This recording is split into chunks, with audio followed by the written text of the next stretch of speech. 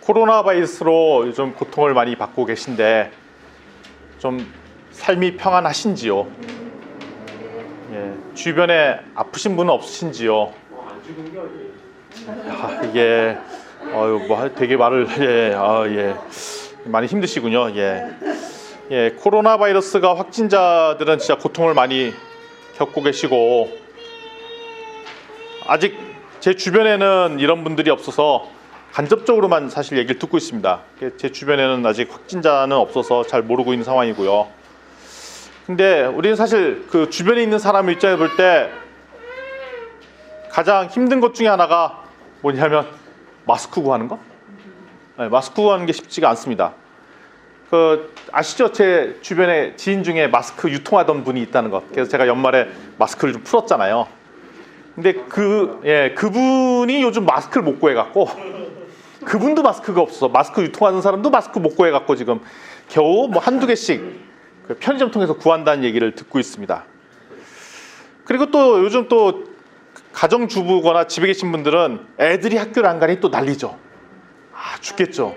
예, 애들은 좋다고 하는지 모르는데 애들도 노는 것도 한두 이틀이지 이제는 제발 학교 좀 가고 싶다라고 얘기하는 애들도 있고 아닌 분도 계시군요. 그렇죠. 집집마다 굴러다니는 아이들 보는 것도 곤욕입니다. 그리고 우리 주변에 수많은 소상공인, 프리랜서, 기업체 하시는 분들도 지금 사람도 없고 영업도 안 되고 매출도 하더니 전반적으로 엄청 힘들었습니다.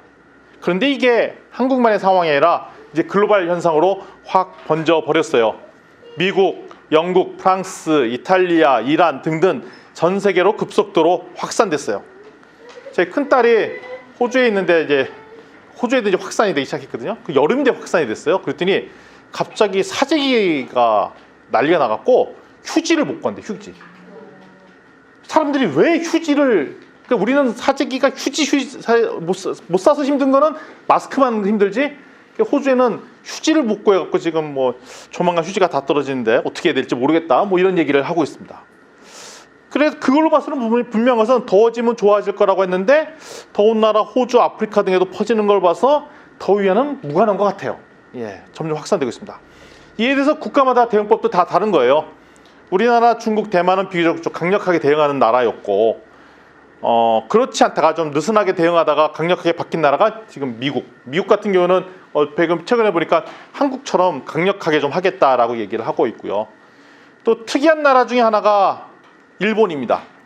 일본은 뭔가 공개를 하지 않으면서 도대체 숫자가 몇 명인지 아닌지 확인도 안 되면서 알아서 해라 뭐 이런 느낌의 일본이고 엊그저께 대표적으로 언론에 많이 나온 나라 중에 하나가 영국이죠.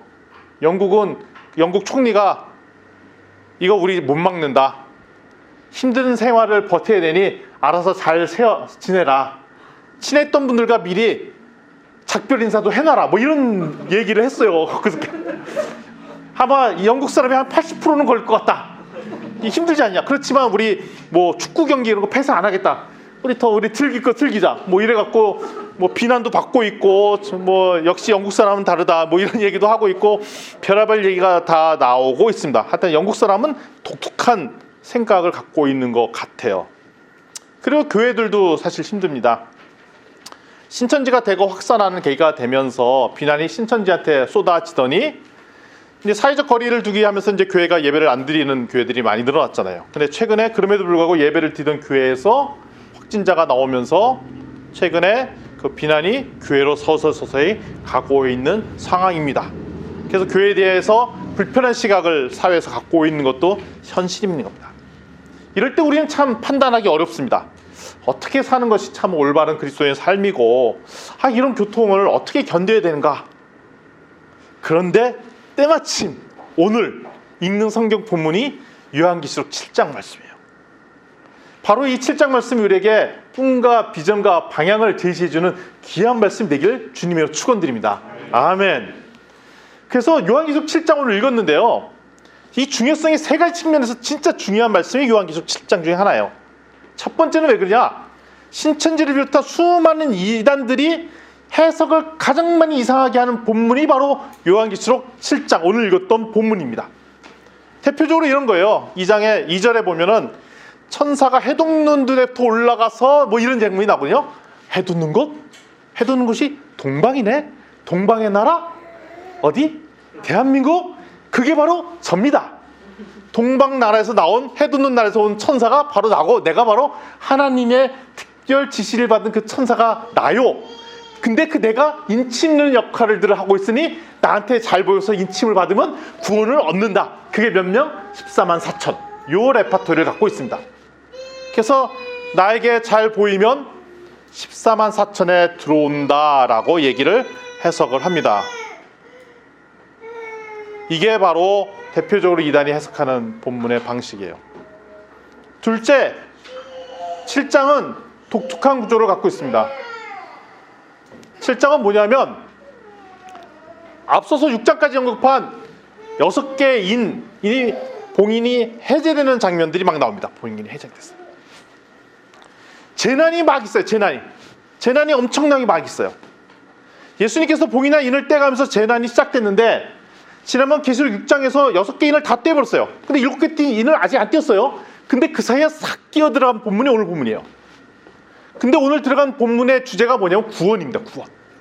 이 얘기는 뭐냐면, 니네 너무나 재난 속에 힘들지 않느냐? 그때 구원의 길을 알려주겠다는 겁니다. 그게 무엇이냐? 예수 그리스도가 구원이라는 얘기를 해주시는 거예요. 그게 다시 얘기하면 재난과 공포와 위기 속에 우리의 방향을 제시해 주겠다는 겁니다. 그게 수많은 재앙 속에 싹 끼어 들어갔어요. 그게 오늘 7장 말씀입니다. 따라서 우리 처음에 시작을 할 때 이렇게 했죠. 계시록 말씀이 축복의 말씀이라고 말씀드렸잖아요. 그 이야기가 그런 거예요. 수많은 재앙이 있고 위기가 있는데 그때 필살기로 사는 방법을 알려주겠다. 그게 오늘같이 계시록 7장의 말씀이라는 것입니다. 그래서 오늘 많은 은혜가 있었으면 좋겠어요. 하나님의 꿈과 비전의 희망을 다시 한번 성경에서 찾았으면 좋겠어요. 아멘. 요즘 살기 힘드시죠? 다 힘들어요. 이때 다시 한번 성경에서 받았으면 좋겠습니다. 더 구체적으로 얘기하면 지난번 읽었던 계시록 6장 17절에 대한 답변이기도 합니다. 계시록 6장 17절에 뭐라고 되어 있냐면, 제가 읽겠습니다. 그들의 진노의 큰 날이 이르렀으니 누가 능히 서리요 하더라. 그러니까 수많은 재앙을 겪으면서 요한이 이렇게 질문합니다. 도대체 이걸 누가 견디겠습니까? 다 넘어지지 않겠습니까? 다 죽어버리지 않겠습니까? 라고 질문할 때의 답변이 바로 오늘 읽은 계시록 7장 말씀이라는 거죠. 그랬더니 답변은 결국 뭐냐? 인침받은 14만 4천의 구원이 있다라고 말씀하세요. 그리고 구원받은 성도들의 모습이 뒤에 나와요. 어떤 모습이냐면 어린 양의 피로 흰옷을 입은 자들에게 손에 종려가지를 들고 하나님과 어린 양의 보좌 앞에서 구원하심이 보좌에 앉으신 우리 하나님과 여호와께 있도다라고 찬양하는 모습. 이게 답이라는 거예요. 그게 뭐냐면 우리 수많은 위기와 환난 속에 막 힘들어할 때 그럼 누가 이게 견디리요? 견디는 사람이 있다. 누구냐? 인침 받으면 된다. 14만 4천에 들어가면 된다. 그리고 이들이 결국 천국에 올라가서 여호와 하나님을 부르고 찬양할 때 우리에게 진정한 구원이 있다라고 얘기를 해주시는 거죠. 우리의 필살기의 살 길을 오늘 주시는 겁니다. 아멘. 다시 한번 정리하겠습니다. 한참 재난과 고난과 기근과 위기가 있을 때 오늘 이 말씀을 주셨어요. 계시록 7장 말씀. 그래서 계시록 말씀이 축복이라는 것입니다. 한참 힘드시죠? 필살기 사는 법이 오늘 계시록 7장 말씀에 들어있다는 것입니다. 괜찮으시면 우리 계시록 7장 1절부터 4절까지 말씀을 좀 다시 한번 좀 읽어봤으면 좋겠습니다. 우리 한 목소리로 계시록 7장 1절부터 4절까지 말씀을 좀 읽었으면 좋겠는데요. 성경 부분 좀 띄워주시겠습니까, 목사님? 1절부터 4절까지 말씀을 함께 합독해서 읽도록 하겠습니다. 성경책 있으면 성경책을 보시기 바랍니다. 시작. 이르되 내가 내 천사가 땅 내 모퉁이에 선 것을 보니 땅의 사방의 바람을 붙잡아 바람으로 하여금 땅에나 바다에나 각종 나무에 불지 못하게 하더라. 또 봄에 다른 천사가 살아계신 하나님의 인을 가지고 해 돋는 데로부터 올라와서 땅과 바다를 해롭게 할 권세를 받은 내 천사를 향하여 큰 소리로 외쳐 이르되 우리가 우리 하나님의 종들의 이마에 인치기까지 땅이나 바다나 나무들을 해하지 말라 하더라. 내가 인침을 받은 자의 수를 들으니 이스라엘 자손의 각 지파 중에서 인침을 받은 자들이 14만 4천이니. 아멘. 1절을 보시면 사방을 붙들고 있는 천사 이야기가 나옵니다. 이르되 내가 천사 네 천사가 땅 내 모퉁이에 선 것을 보니 사방에 바람을 부는데 꽉 붙잡고 있어요. 1절을 보면 땅과 바다, 나무가 천사들의 보호를 받고 있습니다. 네 천사가 네 모퉁이에서 사방에 부는 바람을 막고 있어요. 네 천사, 네 모퉁이, 네 모퉁이는 당시만 하더라도 전 세계를 의미합니다. 그리고 바람은 파괴, 재난, 재앙을 상징합니다. 하나님의 사랑은 기본적으로 하나님 나라의 백성을 보호하는 데 있습니다. 기본적으로 하나님께서 보호하지 않으시면 이 땅은 수많은 바람으로부터 흔들리는 구조라는 거예요. 이 재난을 받을 수밖에 없는 구조인데 그나마 막아서 이 정도 버티고 있다는 겁니다.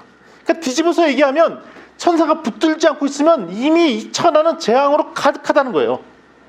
세상에 수많은 고통, 환난, 기근, 전쟁, 전염병 속에 있으면서도 그나마 우리가 사는 것은 하나님의 은혜가 있기 때문에 하나님의 막고 서기 때문에 그대로 이대로 버티고 있는 거라는 겁니다. 이 정도로 그치는 것이 오히려 은혜라는 것입니다. 2절부터 4절까지 보면은 인친 왜 이걸 하고 계시냐? 2절부터 4절까지 보면 그 얘기가 나옵니다. 인친 받은 자들, 더 구원 받을 자들을 하나님께서 불러 모으시기 위해서 이 땅에 버티고 계시다는 거예요. 더 많은 사람의 구원의 기회를 주기 위해서 하나님께서 이런 은혜를 베푸시는 이유가 더 많은 사람의 구원이 있다는 거죠. 그러니까 하나님의 목적과 비전은 어디 있냐? 구원이에요. 구원을 위해서 이 땅을 지키고 계신 거예요. 지금 하나님께서 이 땅을 내버려 두시면 바로 이 땅이 지옥으로 번입니다. 오직 사단의 권세만이 가득한 곳, 그것이 바로 지옥과 같은 것이죠. 그런데 하나님께서 천사를 보내어 이 땅에 부는 바람을 붙잡고 계세요. 이게 축복인 거예요. 축복. 이나마 하나님께서 은혜로 이 정도 사는 거예요. 감사한 거예요. 너무 힘들다고 하지 마세요. 그나마 하나님께서 버티고 천사를 보내서 버티기 때문에 이 정도 기쁘게 감사하게 지내는 거예요. 아멘. 그래서 여기에 많은 은혜가 함께 있으시길 바랍니다. 아멘. 인침받은 자가 이제 3절에 나오죠. 하나님의 종들의 이마에 인치기까지 땅이나 바다나 나무들을 해하지 말라 하면서 하나님께서 인침을 계속 하십니다. 인침이 뭐냐면 도장을 이마에다 딱 찍는 게 인침을 받는 거예요. 이 인침을 받는다는 상징이 뭐냐면 구원받는 자, 예수님을 영접하는 자를 얘기합니다. 옛날에 소 키우던 분들이 보면은 이 소를 무리소라는 걸 알려고 이렇게 낙인을 딱 찍잖아요. 간혹가다 우리 저기 마트에 가서 돼지고기 사면 어떤 거 사면 겉에 이렇게 도장 찍은 고기 살 때 있잖아요. 그 삼겹살 먹을 때 이거 뭐야? 갑자기 이게 도장이 막 찍힌 거 먹기도 하시고. 안 드시는구나.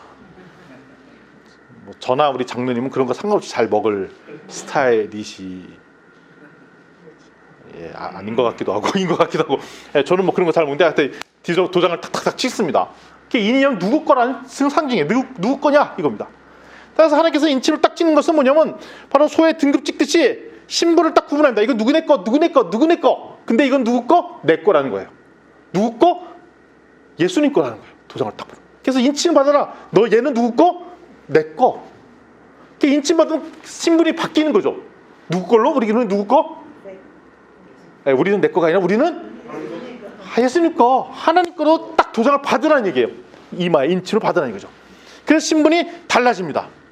그러면 우리는 누구 거가 되죠? 예수님 거로 바뀌어버린 거죠. 그러면서 특별히 뭐가 들어가냐? 예수님 거가 되는 순간 우리는 예수님의 보호를 받습니다. 그리고 우리 도장을 찍을 때는 보통 약속하거나 도장을 찍잖아요. 최근에 우리 계약하신 우리 목사님도 도장 찍었죠. 도장을 찍으셨나요? 예. 찍으셨어요. 도장을 탁 찍었어요. 그건 뭐냐면 약속이에요. 약속. 너를 내 걸로 구원하겠다는 약속이에요. 이게 인침받는 거 행위가 뭐냐면 구원을 하겠다는 하나님과 우리의 약속이에요. 약속. 예수 그리스도를 영접한 순간 우리는 그 인침을 받고 약속을 받습니다. 아멘. 하나님의 특별한 보호, 구별, 소유물의 약속으로서 이 수많은 재난과 기근으로부터 우리를 보호하시겠다는 약속이세요. 그런데 성경을 보면 바로 이런 인침의 역사가 계속 반복이 됩니다. 최초의 표를 받은 사람이 있죠, 성경에. 그 사람이 누구냐 하면 가인이에요. 가인. 창세기 4장 5절에 보면 가인이 인침을 받습니다. 왜냐하면 가인 나쁜 놈이잖아요. 아벨을 죽여버리잖아요. 근데 그 나쁜 가인도 하나님께서 사랑하세요. 그래서 내가 나쁜 행동을 본인이 알아. 자기가 나쁜 놈이라는 거 알아. 그래서 다른 사람이 나 죽여버리면 어떡하죠 했더니 내가 너를 보호하겠다 그러면서 너에게 표를 주고 누구든지 이 표를 받은 너를 보고 사람들이 해하지 않도록 내가 하겠다라고 하죠. 표를 받는 거의 상징이 뭐냐면 구원이 구원. 심지어는 가인과 같은 죄인도 하나님께서 구원하실 때는 상징을 갖고 있습니다. 인치를 받는 것이 되게 중요하죠. 죄인도 구원하시니까. 출애굽기에 또 나옵니다. 출애굽기에 10번째 재앙이 있죠. 10번째 재앙에 문 앞에 문설주에 어린 양의 피를 바르지 않으면 그 집에 모든 사람이 아니죠. 장자가 죽임을 당했죠. 아시는 사건이잖아요. 장자가 죽임을 당했어요. 그런데 이때 패스오버라고 지나갔다고 했죠. 재앙이 피해갔어요. 문설주의 피를 받은데 문설주의 피로 표시하면 구원이 있었어요. 구원이 있어요. 그래서 표로 상징해서 보호해주고 어린 양의 피로 보호를 상징하는 거가 우리를 보호해준다는 상징이 계속해서 이어졌어요. 출애굽기에 살아났던 사람도 바로 문설주에 발랐던 피로 말미암아 구원을 얻게 되었어요.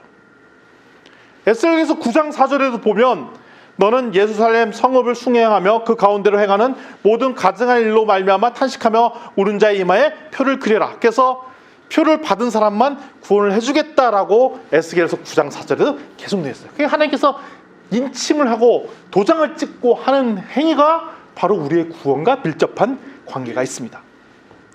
이 환난의 시기에 재난과 기근과 위기의 시대에 우리의 유일한 길은 하나님의 인침을 받는 것입니다. 예수 그리스도의 인침을 받는 것입니다. 아멘. 근데 이건 사람이 주는 게 아니죠. 근데 신천지를 비롯한 많은 이단들은 그게 내가 준다라고 내가 인쳐줄게, 내가 기록해줄게 라고 얘기합니다. 이거는 누가 준다? 예수님께서 주신다고. 그래서 우리가 엉뚱한 데서 인침을 받으려고 하지 말고 오직 한 분, 예수 그리스도의 인침을 받으시길 바랍니다. 아멘. 그런데 숫자가 왜 14만 4천이냐 이 문제에 직면합니다. 왜 숫자가 14만 4천일까요? 숫자로 비유하는 그 얘기를 하도록 하겠습니다. 진짜로 14만 4천이라고 주장했던 사람들이 있죠. 진짜 12지파에 12,000명씩 구원받는다는 얘기가 이제 거기에 5절부터 8절에 나오고 해당 지파가 나오고 그래서 이스라엘 민족만 구원받는다라고 얘기도 하고 그래서 이스라엘에서 구원받은 총수가 14만 4천이라고 얘기하는 사람들도 있습니다. 5절부터 8절은 처음에 읽었지만 인침받은 12지파에서 언급을 나옵니다. 근데 여기를 보면은 독특하게 단지파가 빠져 있어요. 그리고 므낫세 지파가 들어가 있어요. 요삽의 아들이죠.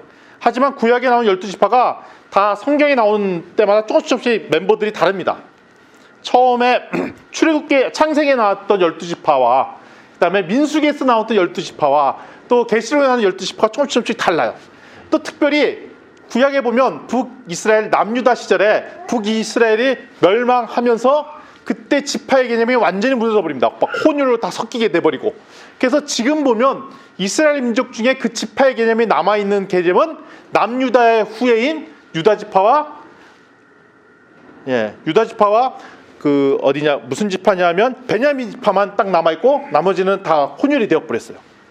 따라서 어떻게 보면은 다 예수님 이후에 12지파라는 개념이 종족별 구분할 수 있는 것이 아니라 예수님 이후에 새로운 이스라엘의 지파로 보시면 됩니다. 따라서 모든 성도를 지칭한다라고 보시면 됩니다. 그리고 주장 두 번째가 있죠. 마지막 때에 충성스러운 성도라고 주장하시는 사람들이 있습니다. 특별히 이단에서 이런 얘기들을 많이 합니다. 특별히 신천지는 실제적으로 14만 4천 명이라고 주장합니다. 그런데 신천지에서 너무 열심히 전도를 포교 활동을 하다 보니까 어떡하죠? 2014년도에 벌써 14만 4천이 돼버렸네? 그럼 지금 지났잖아. 어떻게? 그때 땡 치고 끝나려고 했는데 지나버렸어요. 그래서 어떻게 하냐면 경쟁 시스템을 도입했습니다. 니네 안심하지 마. 지금 한 30만인가 몇 된다고 그러잖아요. 니네 순서 바꿔갖고 떨어질 수 있어. 이렇게 치열한 경쟁 시스템에 도입을 했습니다. 그래서 옆에 있는 같이 모여있는 예배드린 사람이 동료가 아니에요. 경쟁자야. 얘가 잘하면 내가 14만 4천을 못 들어갈 수도 있어. 숫자를 맞추겠다는 거죠. 그래서 계속 몰아붙입니다. 이런 경제 시스템을 도입하죠. 그리고 일부 사람들은 이게 순교자의 숫자다. 순교자의 숫자가 14만 4천이 된다. 근데 이거는 성경적으로 봐도 너무 좁게 해석한 거라고 볼 수가 있습니다. 유일한 해석 중에 하나는 우리가 얘기하는 거죠. 구원받은 하나님의 백성 전체. 그럼 그게 14만 4천이냐? 아니, 14만 4천이 상징이 있습니다. 이스라엘 사람들은 이런 숫자를 가지고 얘기한 것이 능합니다. 제가 전에 인도 살았잖아요. 인도 사람들은 기본적으로 머리가 좋다고 그래갖고 뭐 구구단뿐만 아니라 십진법 뭐 외우고 막 합니다. 제가 옛날에 인도에서 표를 사러 갔는데 뭐 얼마 곱하기 얼마 곱하기 얼마 그러니까 기차 여권에 계선 할아버지가 계산을 해주는데 톡톡톡톡 하더니 암산으로 딱 나오는 거예요. 몇십 곱하기 몇십 곱하기 이거 쭉쭉쭉 해서 얼마 딱 나와. 깜짝 놀랐어요. 이거 어떻게 금방 계산하니까 항상 훈련이 돼 있어갖고 그 정도의 계산은 쉽다라고 얘기를 하는 거죠. 근데 이스라엘 민족의 사람들은 공통적으로 숫자를 가지고 의미하는 상징에 친숙합니다. 우리 대한민국 사람 같은 경우는 보통 4 그러면 죽음의 숫자 뭐 이렇게 7 행운의 숫자 이런 상징들이 있잖아요. 그것처럼 마찬가지로 이스라엘 민족이 갖고 있는 상징에 익숙합니다. 첫 번째로 12 하면은 기본적으로 두 가지입니다. 12지파 그 다음에 12제자. 따라서 12 곱하기 12 하면 144가 됐죠. 금방 나온다. 12 곱하기 12 144 이 사람들은. 그래서 뭐냐면 모든 그리스도인, 모든 하나님을 믿었던 사람들, 구약 이스라엘 백성, 그다음에 신약의 하나님 백성, 그래서 144 숫자가 나옵니다. 그리고 1000을 곱하면 14만 4천이 되잖아요. 1000은 그 당시 상징으로 볼 때는 엄청나게 많은 숫자를 상징합니다. 그래서 구약의 성도, 그다음에 신약의 성도, 그리고 이 숫자가 많은 숫자. 그래서 14만 4천은 이 개념은 딱 정확한 숫자인 14만 4천을 얘기하는 것이 아니라 구약과 신약의 모든 성도를 다 의미해서 하나님의 백성을 14만 4천이라고 얘기를 하는 것입니다. 이렇게 얘기를 하는 거죠. 우리 이런 얘기하잖아요. 저 사람 부자 될 사람, 백만장자네 라고 얘기하잖아요. 그런 얘기 하죠. 근데 백만장자가 우리나라 돈으로 하면 얼마냐면 달러로 얘기하면 12억이에요. 12억. 맞잖아요. 12억. 환율로 왔다 갔다 하지만. 근데 옛날에는 한 3, 40년 전만 해도 12억이면 엄청나게 큰 돈이 맞죠. 근데 지금 12억으로 갑부라고 얘기할 수가 있습니까? 백만장자가 아니에요. 근데 그 얘기는 뭐냐? 백만장자, 그러면서 지금도 백만장자로 얘기를 하잖아요. 이게 상징의 숫자. 백만장자 엄청나게 갑부. 지금은 어느 정도 돼야 진짜 갑부라고 얘기를 할 수 있어요? 1조, 스케일이 크시군요. 한 1조는 돼야 갑부라고 얘기할 수 있다고 얘기하십니다. 그러니까 이게 상징이에요, 상징. 그래서 14만 4천은 우리가 보기에는 14만 명 별로 얼마 안 되는 것 같지만 당시의 상징으로 볼 때는 엄청나게 많은 하나님 나라의 백성의 숫자를 다 이야기하는 것입니다. 그러면서 이 사람의 부분집합인 사람들이 나오죠. 이미 천상에 가 있는 성도들이 나오죠. 그게 9절에 보면은 나라와 족속과 백성과 방언 나옵니다. 모든 언어와 민족, 나라를 맥락해서 14만 4천 명이 되는 것, 즉 모든 성도를 상징합니다. 이것이 하나님이 가지고 있는 성품에도 잘 맞아요. 출애굽 때 보면 마지막 재앙이 있을 때 이집트인도 문설주에 피를 바르면 구원을 받았어요. 아니 이스라엘 민족만 구원을 주신 것이 아니라 하나님께서 애굽 민족도 이스라엘 민족께 바르던 필살기에 피하는 노하우들을 따라했던 이집트인들은 살았어요. 그래서 하나님께서는 이스라엘 사람만 구원하기를 원하는 것이 아니라 모든 민족을 다 구원하기를 원하는데 이스라엘 민족을 롤모델로 모델 삼아 이방 민족이 따라 하라는 뜻이었어요. 그래서 당시에 10번째 재앙인 문설주에 피를 바르는 그 재앙이 있었을 때 그를 따라했던 애굽인 이집트인들은 그 재난을 피해 갔다는 것입니다. 하나님의 기본 철학은 구원이세요. 분리가 아니라 구원이에요. 누구든지 다 구원하기를 원하세요. 따라서 하나님의 이스라엘 공동체는 특별히 폐쇄적인 공동체가 아닙니다. 특별히 외국인이 들어오면 웰컴 받아들였어요. 우리 공동체 멤버로 받아들였어요. 누구든지 오도록 허용했어요. 이스라엘 구조로. 우리 보면 룻기서나 이런 데 보면 거기 보면 외국인이잖아요. 외국인인데 다 들어와 받아들였다고. 열린 공동체, 닫힌 공동체가 아니에요. 왜냐하면 하나님 자체가 사랑이시고 구원이시지 불리고 멸망이 아니시라는 겁니다. 그래서 딱 숫자 정해진 14만 4천 명만 들어와야지 하나님의 구원을 받는다? 하나님의 속성과도 다른 이야기예요. 이거에 절대로 믿으면 안 된다는 것입니다. 9절부터 12절 말씀을 좀 같이 읽었으면 좋겠는데요. 다시 한번 성경책 보시면서 우리 화면을 보시면서 한 목소리로 읽도록 하겠습니다. 시작. 이르에 내가 보니 각 나라와 족속과 백성과 방언에서 아무도 능히 셀 수 없는 큰 무리가 나와 흰옷을 입고 손에 종려 가지를 들고 보좌 앞과 어린 양 앞에 서서 큰 소리로 외쳐 이르되 구원하심이 보좌야 우리 하나님과 어린 양에게 있도다 하니 모든 천사가 보좌와 장로들과 내 생물의 주위에 서 있다가 보좌 앞에 엎드려 얼굴을 대고 하나님께 경배하여 이르되 아멘. 찬송과 영광과 지혜와 감사와 존귀와 권능과 힘이 우리 하나님께 세세토록 있을지어다. 아멘 하더라. 아멘. 천상의 예배가 시작이 됩니다. 천상이 하나님의 백성에 나오죠. 여기에 보면 언어, 종족, 나라를 초월한 모든 인류를 대상으로 하죠. 하나님께 구원받은 사람은 누구든지 다 예배를 드릴 수 있다는 겁니다. 천상의 예배 자체가 보면 되게 선교적 예배인 거예요. 잘 상상해 보세요. 같은 예배 있는데 언어가 달라요. 얼굴색이 달라요. 그리고 엄청나게 다른 민족의 사람들이 함께 하나님께 예배 드리는 장면이죠. 그러니까 하나님 나라에서 드리는 예배 자체가 엄청나게 선교적 예배인 거예요. 우리 비슷한 사람들끼리만 예배 드리잖아요. 성향도 비슷한 사람끼리 예배 드리잖아요.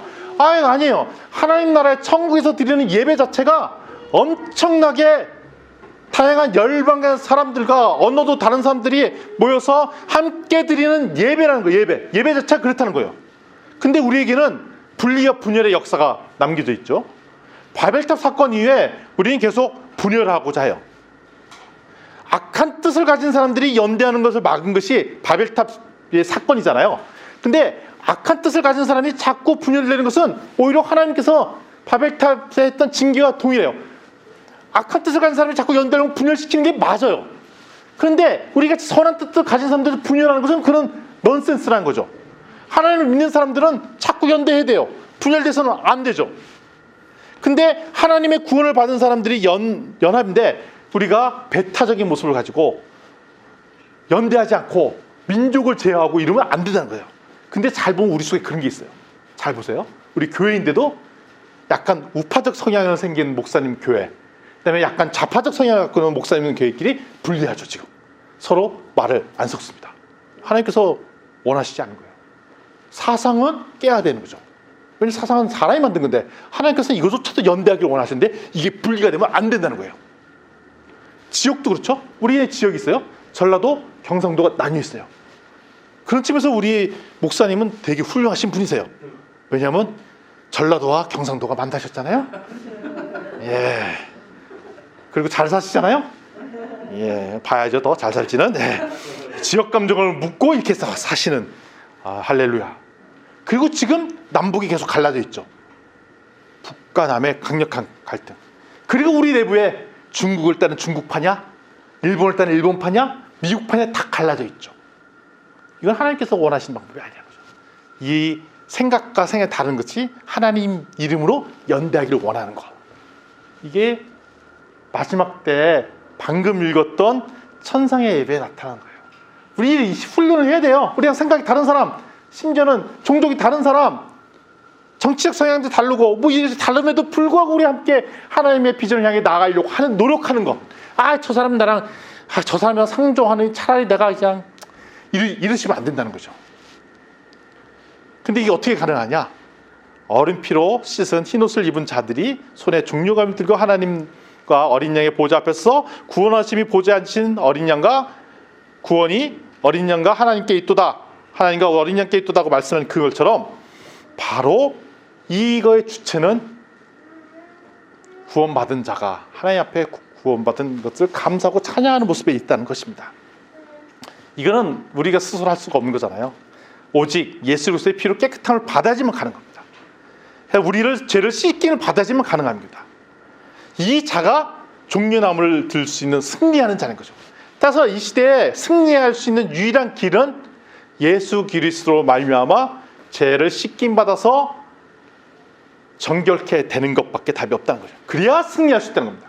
지금 위기와 환란이 있어요. 이거의 답은 뭐라고? 예수 그리스도의 구원받고 인침받고 죄를 씻김 받아서 승리하는 것밖에 없다는 거예요. 아멘. 그런데 13절부터 17절까지 말씀 한 번만 더 읽어보도록 하겠습니다. 이제 마지막으로 읽겠죠? 예. 13절부터 17절까지의 말씀을 우리 한 목소리로 읽어보도록 하겠습니다. 시작. 장로 중 하나가 응답하여 나에게 이르되 이 흰옷 입은 자들이 누구며 또 어디서 왔느냐? 내가 말하기를 내 주여 당신이 아시나이다 하니 그가 나에게 이르되 이는 큰 환난에서 나오는 자들인데 어린 양의 피에 그 옷을 씻어 희게 하였느니라. 그러므로 그들이 하나님의 보좌 앞에 있고 또 그의 성전에서 밤낮 하나님을 섬김에 보좌에 앉으시니가 그를 위해 장막을 치시리니 그들이 다시는 줄이지도 아니하며 목마르지도 아니하고 해나 아무 뜨거운 기운에 상하지도 아니하리니 이는 보좌 가운데 계신 어린 양이 그들의 목자가 되사 생명수 샘으로 인도하시고 하나님께서 그들의 눈에서 모든 눈물을 씻어 주실 것입니다. 아멘. 장로 중에 한 분이 물어보죠. 흰옷 입은 자들이 도대체 누구고 어디서 왔느냐라고 얘기를 합니다. 이들이 도대체 어디서 왔냐는 거죠. 이도체 14절에 뭐냐면 큰 환난에서 왔다라고 합니다. 큰 환난. 그래서 결국 이 큰 환난은 언제냐면 이 많은 또 이단들은 요게 요 사건입니다 찍으려고 합니다. 정확하게 얘기하면 이 사건을 찍을 수가 없습니다. 근데 우리는 알 수 있는 게 있어요. 예수님의 초림, 십자가에 못 박혀 돌아가시고 부활하신 그 초림부터 재림 사이에 있는 수많은 재앙과 환난을 다 아우른다고 봅니다. 따라서 예수 그리스도의 부활 이후에 당했던 수많은 성도들의 고통과 환난을 다 아우르고 지금 우리가 겪고 있는 환난도 포함하고 그리고 우리가 앞으로 겪을 환난조차도 포함하는 그 근원입니다. 이 환난을 겪고 뚫고 일어나서 나올 사람들이라는 거예요. 그러니까 우리 성도들은 예수님의 부활 이후에 겪었던 모든 그 환난을 뚫고 일어나서 나온 그 성도들이라는 얘기인 것입니다. 그래서 우리라는 거예요. 우리 이를 극복한 성도. 근데 어떻게 어린 양의 피로 씻어서 희게 된 옷을 입은 자, 어떻게 뭐 구원을 얻은 자, 이게 온답니다. 그러면 이들은 어떻게 되냐? 예배를 드려야죠. 천상의 공동체의 영원한 축복인 예배를 드려야 합니다. 근데 어떤 축복이 하나님께 있냐면 하나님 앞에서 장막을 치게 해주죠. 그게 우리가 있을 곳입니다. 하나님과 밤낮으로 있게 될 곳이 장막을 치는 곳입니다. 하나님께서 장막을 쳐주신다고 하셨어요. 근데 이곳에는 어떠냐? 배고픔도 없고 목마름도 없고 뜨겁지도 않다고 했어요. 그러니까 우리가 당해왔던 수많은 고통, 환난, 기근, 위기 이게 없다는 거예요. 더 이상. 그러니까 누가 맞아요. 아이 빨리 나는 천국 가고 싶다. 더 이상 여기서 고통스럽지 않게 천국 가고 싶다. 되게 영적인 말이에요. 아 여기서 이 땅에서 누려봤자 좋을 게 별로 없어요. 결국은. 그래서 우리가 천국을 소망하는 것 그거 맞아요. 아무리 잘 살았던 사람도 결국 위기가 있어요. 그래서 천국을 소망하는 것 너무 좋은 거예요. 왜냐하면 천상의 기쁨들, 배고픔, 목마름, 뜨거움 없다고 말씀하셨기 때문에 그래요. 그러면서 17절에 뭐냐면 우리를 직접 목양하시고 우리를 직접 하시고 우리 눈물 씻어주신다고 하죠. 우리는 목회자가 목사님인데 진정한 목양하시는 분은 목사님이 아니에요. 진정 우리를 목양하시는 분이 누구냐? 예수 그리스도예요. 예수 그리스도. 우리 목사님이나 이런 분들은 다 진정한 목회자이신 예수 그리스도 바라보도록 도와주는 거라. 도와주는 거. 예수님이 목자이시고 우리가 어린 양이라면 그러면 그 목사님이나 장로님이나 옆에 리더로 했던 활동하시는 분은 뭐와 같냐? 죄송합니다. 개와 같아. 개. 있잖아요. 우리 목동들이 그 양 데리고 다니면 딴 데로 가면 개들이 가서 월월월 해갖고 제대로 가게 하잖아요. 엉뚱한 데 가지 못하도록. 그게 뭐냐면 예수님이 가라는 대로 가도록 도와주는 역할을 하는 거라고. 그게 교회의 리더십이고 장로요, 집사요, 목사님이 그런 역할을 하는 거예요. 그게 딱 맞아요. 예. 할렐루야. 진짜 그 역할을 하는 거라고요. 왜냐면 진정한 목회자는 누구냐? 예수님 말고는 없기 때문인 거예요. 그래서 뒤집어서 얘기하면 이렇게 생각하면 목회자가 우리 목사님이 좀 부족해서 이 교회 못 다니게 그 말도 안 되는 얘기예요. 아니 목사님이 걘데 부족한 게 맞는데 왜냐면 진정 우리의 목양하신 분은 누구죠? 예수 그리스도인데 왜 그걸 따지냐는 거예요. 그러니까 우리가 갖고 있는 우리 교회는 현존에 있는 교회는 부족할 수밖에 없어요. 한계가 있을 수밖에 없어요. 천상의 예배드릴까지 한계밖에 있을 수가 없어요. 부족하지만 왜 이런 형태로 모여요? 결국 궁극의 천상의 예배를 드리게 하는 과정일 뿐인 거죠. 근데 기쁘게 감사하게도 이번에 우리가 새로 처소를 얻게 됐잖아요. 진짜 하나님께서 감사한 거예요.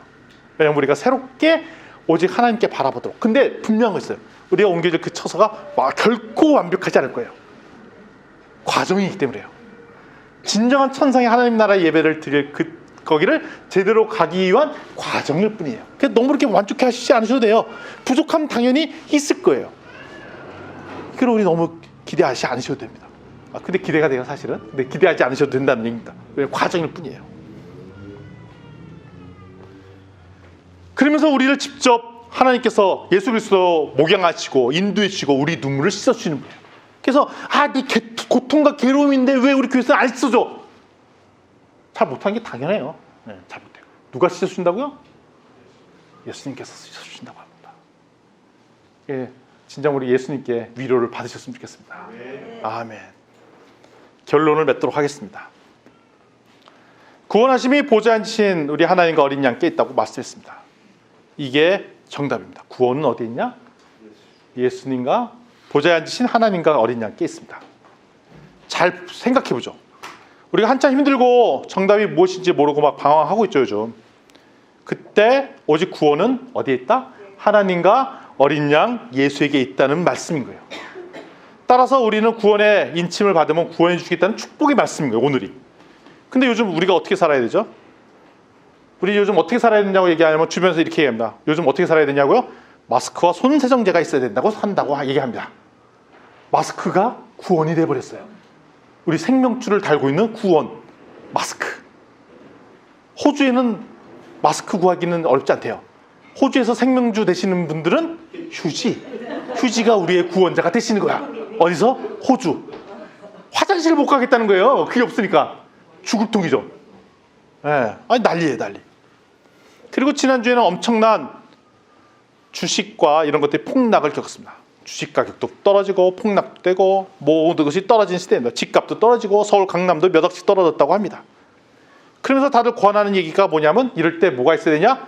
현금 확보해야 됩니다 라고 합니다. 달러는 현금이 있어야 된다. 우리 살 수 있는 구원자는 이제는 부동산도 아니고 주식도 아니고 채권도 아니고 현금이 있어야 돼. 현금 비축해야지 우리가 살 수 있다고 얘기합니다. 현금 중에서도 달러. 예, 달러. 현금 중에 달러. 예, 감사합니다. 현금 중에서도 특히 달러를 갖고 있어야 된다고 얘기를 하고 있습니다. 현금만 있으면 살고 마스크만 있으면 살겠다는 것 편협한 이야기일 수도 있지만 지금 그럴 수밖에 압박을 받고 있죠. 근데 편의점 점주도 마스크 없이 장사하는 걸 보고 어떻게 기사를 보니까 마스크를 누가 이렇게 갖다 줬더니 너무 고마웠고 뭐 맥주랑 안주를 줬다 이런 훈훈한 기사가 막 나와요. 이런 기사 줄서기 뭐 난리죠. 이런 상황 속에서 우리의 고백이 어디냐면 우리의 구원은 하나님과 어린 양 예수께 있다고 하는 고백. 우리의 구원자는 마스크가 아닙니다. 우리의 구원자는 달러도 아닙니다. 우리의 구원자는 하나님과 어린 양 예수께 있습니다. 진짜 마무리하겠습니다. 구원을 받았으면 좋겠습니다. 인치를 받았으면 좋겠습니다. 우리 여기에 계신 우리 교회 공동체 여러분, 진짜 이 시대가 누가 구원자가 모르겠다면, 구원이 확신 없는 분 계시다면 다시 한번 구원이 여호와 하나님께 있음을, 예수 그리스도께 있음을 고백했으면 좋겠습니다. 좌우지트를 이렇게 고민하겠습니다. 구원이 예수 그리스도께 있습니다. 예수 그리스도의 인침을 받읍시다. 그리고 우리가 이런 하나님과 동행하는 삶을 살았으면 좋겠어요. 마지막 때에 더. 그리고 우리가 더욱더 사랑했으면 좋겠어요. 사랑했으면 좋겠어요. 우리를 사랑하고 우리 가족을 사랑하고 우리 지역을 사랑하고 열방을 백성을 사랑하는 우리가 더 되었으면 좋겠어요.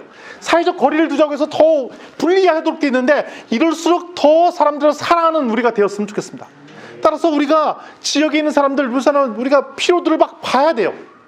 이 뭐가 부족하고 뭐가 어려움이 있고, 나만 잘 사는데 그게 아니라 더 많이 나눠줄 것이 뭔가 보는 것. 이게 바로 우리 교회가 지향될 부분이 아닌가. 그게 바로 선교적 교회로서 더욱더 일어나는 교회가 되지 않겠느냐라는 것을 우리가 살펴봅니다. 천상에서는 누가 예배드렸다고요? 나라와 족속과 백성과 방언이 예배드렸다고 했어요. 그럼 뭐냐면 예배 자체에 모든 종족과 사회적 약자나 이런 것이 다 합해서 함께 예배드리는 모습이었어요. 우리 교회의 모습이 그렇게 되는 거죠. 우리는 사회적 거리를 세상에 두자고 하지만 이 사회적 거리를 더 없애버리고 하나가 돼서 주님께 예배드리는 모습이 우리 교회의 모습이 되었으면 좋겠어요.